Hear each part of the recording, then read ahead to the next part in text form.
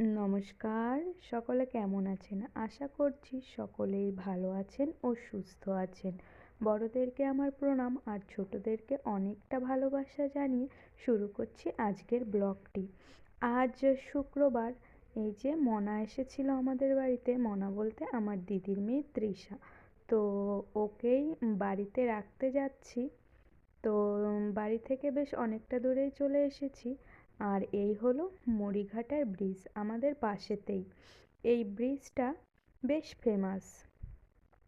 কিছুই নেই কিন্তু তবুও এখানকার আর কি লোকেদের কাছে ভীষণ ফেমাস। সন্ধ্যাবেলা হলে আর কি এখানে মেলা বসে যায়। তো তারপরে দিদির বাড়ি চলে এসেছিলাম, আর ভিডিও করা হয়নি। এখন তারপরের দিন সকালবেলা দেখুন আজকে অন্যরকম জলখাবার।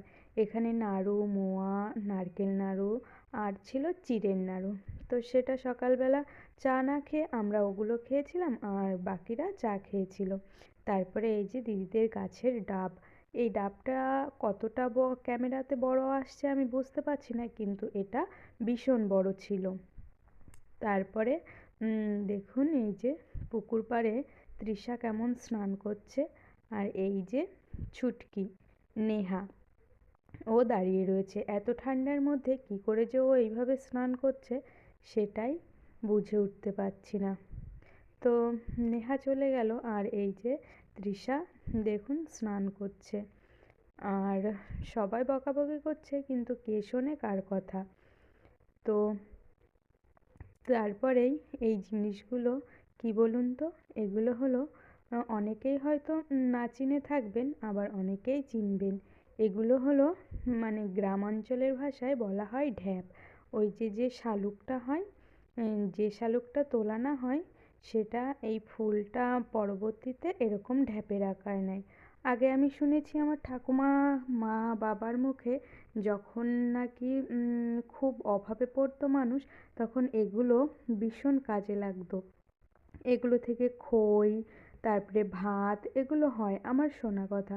তবে খইটা একবার দেখেছিলাম এক্কেবারে ছোট ছোট হয়।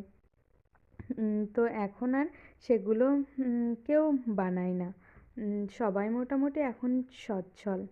তো তারপরে এই যে মা আবার দুপুরে রান্না বান্না করবে, তার জন্য জোগাড় করছে। আর হ্যাঁ, বলাই হয়নি, আমি আর আমার মা এসেছিলাম দিদিদের বাড়িতে। তো তারপরে এই যে মা কচুরমুখিগুলো কাটতে বসেছে, দুপুরে রান্নার জোগাড় করছে। আর মা যেহেতু এসছে ওই জন্য মাই রান্না করবে।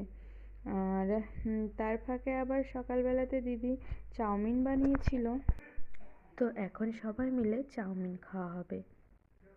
চলুন আমরা খেতে থাকি, বাদবাকি কথা তারপরেই হচ্ছে। আর হ্যাঁ, দিদি এই ফাস্ট ফুডগুলোকে খুব ভালো করে বানায়। আসলে ওর হাতে ভীষণ টেস্টি হয়।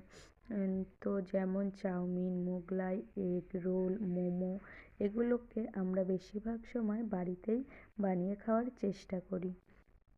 তো তেমনি এই যে সকালবেলাতেও বানিয়ে নিয়েছে। আর এটা খাওয়ার পরে কেউ আর ভাতের দিকে যায়নি। তো সকালবেলা এগুলো দিয়েই আমাদের আর কি খাবারটা শেষ হয়েছিল।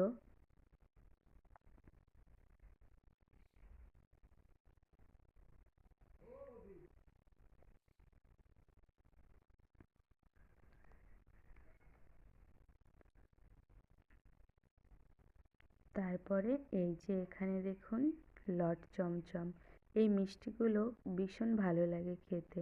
আরও শীতের সময়তে যেন টেস্টটা বেশিই আসে। কালকে মিষ্টিগুলো আনা হয়েছিল, তো কালকে আর খাওয়া হয়নি, অনেক কিছু খাওয়া হয়েছিল। তো আজকে ওই জন্য বের করা হয়েছে। এখন দুপুরবেলা।